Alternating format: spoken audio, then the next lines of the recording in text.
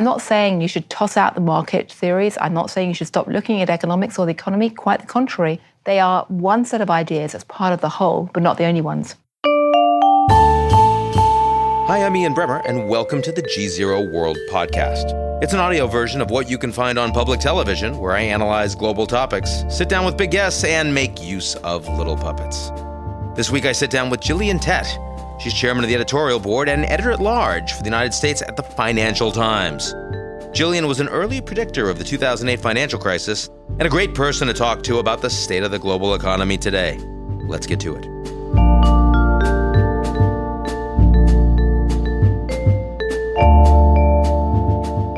The GZERO World is brought to you by our founding sponsor, First Republic. First Republic, a private bank and wealth management company. Imagine a bank without teller lines, where your banker knows your name and its most prized currency is extraordinary client service.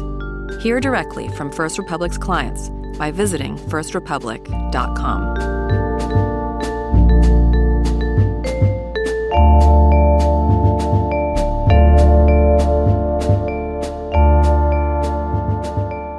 And I have Gillian Tett, who is the head of the editorial board here at the United States Financial Times. Good to see you again. Great to be on your show. You know, we always say that we value what we measure, right?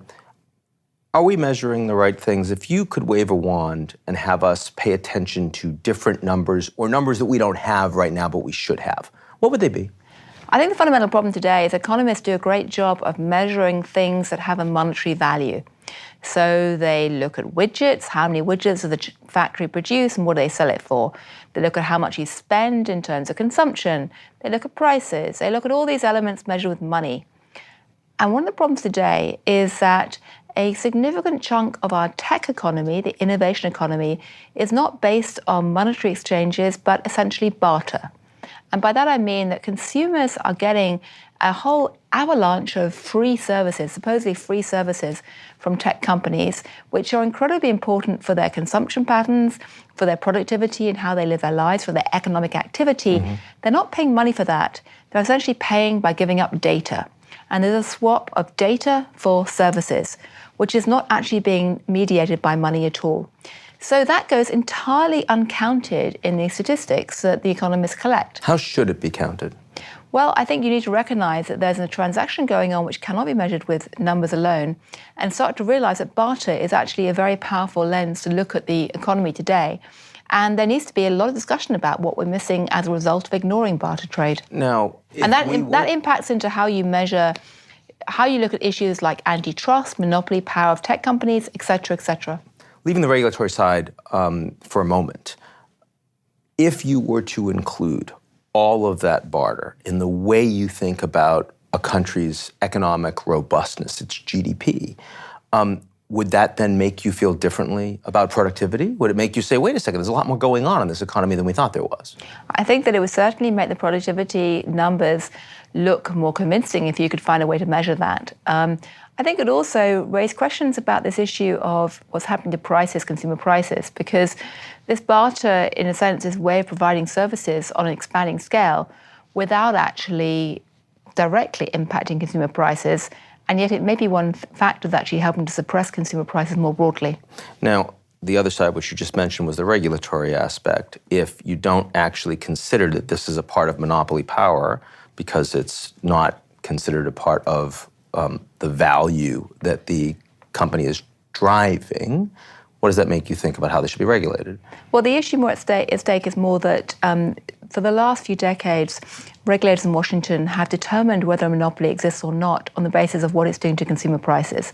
So if consumer prices are essentially being artificially pushed up, they assume there's a monopoly that's essentially screwing consumers. But if consumer prices are zero? If consumer prices aren't actually there, available, then you need to start rethinking your concept of monopolies. The good news is that debate is now starting to be had, but frankly, it's quite late in the day. Who's having that debate right now? Well, inside the FTC, there is now discussion around that, and it's also starting to seep into the political landscape as well. So on the Hill, you do finally have politicians saying, let's start looking at these big companies and see whether they are indeed screwing consumers. And in my mind, the issue at stake is this, that once you recognize that there is a massive barter trade going on, and that actually it's not the case that consumers are being entirely taken advantage of by tech companies taking their data. They're getting something back. Yeah. Once you shift it away from the indignant, angry argument of they're just taking our data, that's terrible, to actually there's a barter trade going on, then you ask, well, can we reset the terms of the barter trade in a way that looks fairer to everybody? Should it be much more transparent about what's being given and what's being received? Should there be more options in the market for who you want to barter with? It begins to put it on a more, in some ways, emotionally neutral platform, and perhaps more effective one as well. How do you compete with free? Well, if everyone is essentially dealing with free, and free is barter right now, then actually it becomes about the terms of trade. How do you structure that trade? So it's so interesting. When we talk on this show, for example, about climate, you have an entire conversation that the market mechanisms are not able to function the way they should because there's no price. And in here I hear you saying the same thing with a completely different perspective. We're talking about the way that consumers are getting some of the most important services they presently receive. How far out of whack is the capitalist model because it doesn't have the ability to respond to fundamental changes in the marketplace? Well, here's another way of looking at this, which is this, and that, I'm trained as a cultural anthropologist, and anthropologists tend to look at everything holistically and spend as much time thinking about what people aren't talking about as what they are talking about. And there's a school of anthropology called economic anthropology, which always looks at the market as simply one facet of the systems of exchanges that bind a society together.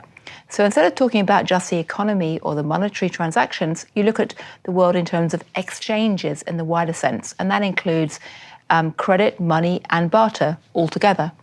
And if you take that view, then you accept that actually the market has a role to play, but it's not the only role to play in terms of creating exchanges that bind society together. The problem is that many economists are trained to assume that the market is pretty much the only mechanism or the only really important platform for those exchanges, and that monetary transactions are the only transactions that matter. So in some ways, I'm not saying you should toss out the market theories. I'm not saying you should stop looking at economics or the economy, quite the contrary. But it's a bit like saying, to somebody in the Catholic Church in the medieval era, don't just assume that that priestly class who seem so powerful and important because they happen to speak Latin and they know the Catholic Church better than everyone else and run it, automatically run everything. They are one set of ideas as part of the whole, but not the only ones. Okay, I didn't know you were going to medieval Catholicism, but we're fine with that. Another thing where we measure a piece, and I've wanted to ask you about this, is the deficit. We talk a lot about the deficit in the United States. I've always wondered, and when you talk about corporations, you look at their balance sheet. You look at the assets as well as the liabilities. And yet when we talk about the United States and we talk about sovereigns, countries, you talk about their debt, and that's it, right? Does that affect the way you think about the debate when we talk about a massive deficit spending in the United States? Well, there's two levels of that question, which is, firstly, there's a question of whether you're looking at net debt or gross debt. And obviously, the net debt is actually, you take the gross number and you basically square it off against the immediate source of revenue and assets the government holds. The second question, though, is whether you look at the wider range of assets the government holds, which are not being properly counted or measured. And there are a lot of those. I mean, there are some people advocating for looking at, say, all of the property and real estate that the American government owns and saying, couldn't you manage that much more effectively and actually realize value that way? Doug Detter, a Swedish economist, has advanced those ideas a lot. The problem is that when you start going down that route and saying, well, actually, there's a lot of value you can unlock through a government's assets that make the debt look less scary, you then start to say, well, actually, there's also a lot of unrealized liabilities that are not measured on that deficit figure either, to do with pensions, healthcare, Medicare, Medicaid, all of those liabilities for the future. So it's a slightly nebulous picture. So it is very important, yes, to look at the unmeasured assets and the unmeasured liabilities. But it's also important to recognize that you can start arguing about that for a long time. At the end of the day, the markets tend to look much more at the net debt figure, rather than the gross debt figure, but not the widest one of all. Now, the ultimate belief in such a system, and something you write about a lot, is the strength of the dollar. You've been someone who's been pretty consistently bullish in the belief that the role of the dollar as the global reserve currency is not something that's under particular threat right now. Given your concerns about the growing lack of social cohesion in the U.S., at what point does that start to change, if at all, in your view? There's a push and a pull factor with the dollar right now. On the one hand, there is no alternative to the dollar on the global stage, and it's quite hard to see when that's going to emerge, at least if you look at it in terms of other nation states or regions, because although there was tremendous excitement about the euro when that was first launched, the Eurozone remains beset by problems in the fractious political economy. And the Chinese right now show absolutely no ability or readiness to really liberalize their capital account and current account in a way that would make the Chinese currency a proper rival reserve currency. So almost by default, or almost by virtue of an ugly contest, not a beauty contest, the dollar is currently in a prime position. The other side of the equation, though, is the American economy has been growing a lot stronger. And thus far, at least, no matter what you think about the travails of the political world in Washington, the Federal Reserve, the central bank, still commands a considerable amount of respect. And they have performed creditably in recent years. So unless that changes, I think there's going to be quite a lot supporting the dollar for the moment. But the real question is that, in this world of ugly contests, not beauty contests, is it possible that actually the real threat will come from some form of alternative, like a digital currency or cryptocurrency or something outside central banks? And that is maybe a more interesting question looking at the medium term. Now, we have seen the Chinese start to dump a small amount of U.S. treasuries over the past few months, coming at the same time that the U.S.-China trade deal appears less likely to get done. Is that in any way an early warning that some of the credibility that you talk about with the Fed, even in the absence of alternatives, could be eroding? Or is it noise and the Chinese can't do anything no matter what? I don't think the Chinese will be dumping those treasuries right now as a sign of loss of credit, loss of belief in the Fed. It's probably a small political signal, and it's probably also tied to the management of reserves as well.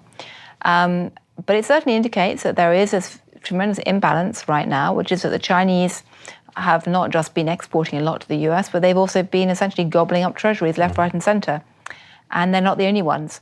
So that's definitely a risk. Now, what's very interesting, though, is if you look at the data on who owns treasuries, you've seen quite a significant shift in the last 4 or 5 years, where you had this great growth in foreign holdings of treasuries, the Chinese and Japanese, a decade ago. But since then, you've had a tremendous growth in domestic holdings of treasuries. And it seems that at the moment, partly because of a lack of alternatives, of things to buy, partly because of a general safety concern, partly because of regulatory pressure on banks, the domestic demand for treasuries is certainly strong enough to keep yields very low. So 2.5+ years of a Trump administration saying we're going to squeeze, we're going to hit other countries.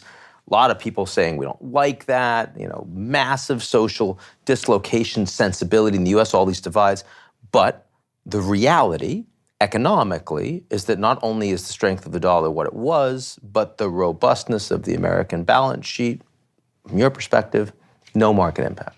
Yeah, I mean, you have to realize that one of the things about America that makes it a bit of an outlier on the world stage is its very low dependency on trade and exports as part of its overall GDP.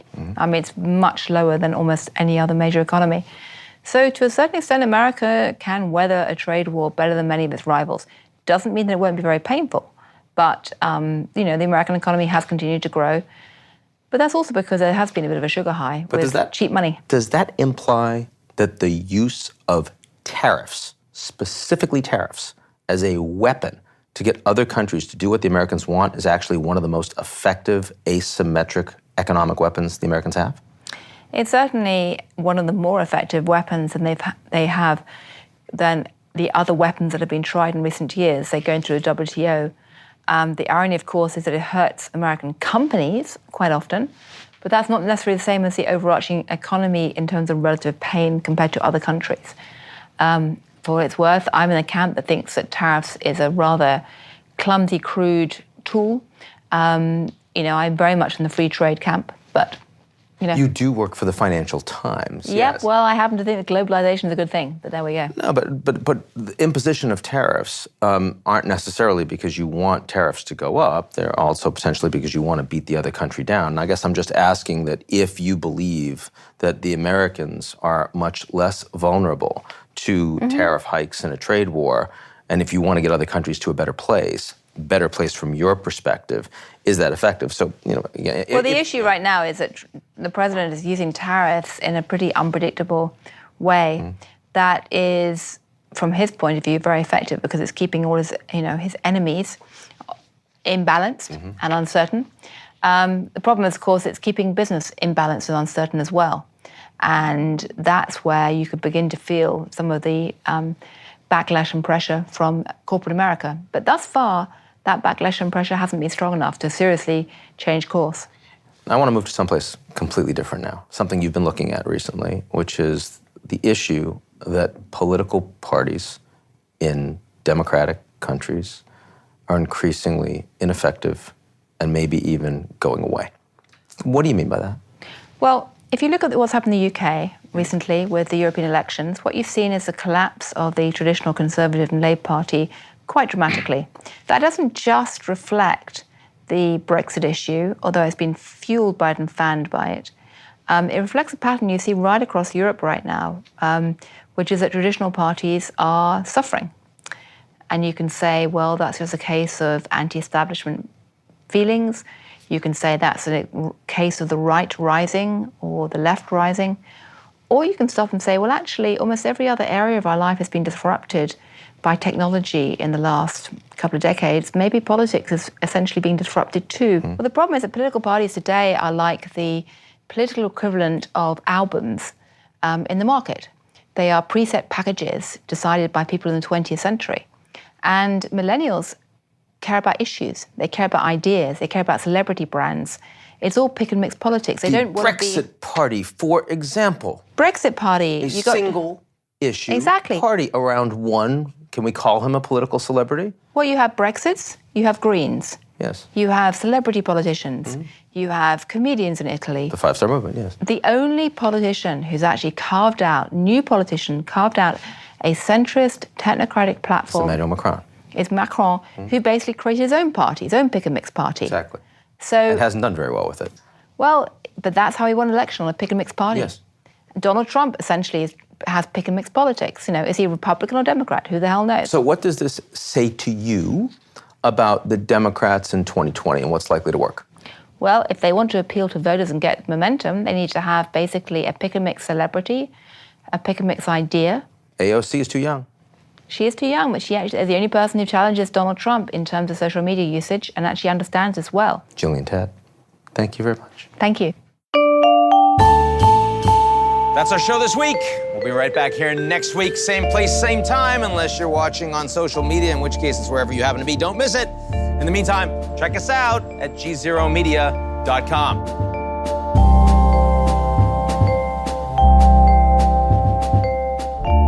The GZERO World is brought to you by our founding sponsor, First Republic. First Republic, a private bank and wealth management company. Imagine a bank without teller lines, where your banker knows your name and its most prized currency is extraordinary client service. Hear directly from First Republic's clients by visiting firstrepublic.com.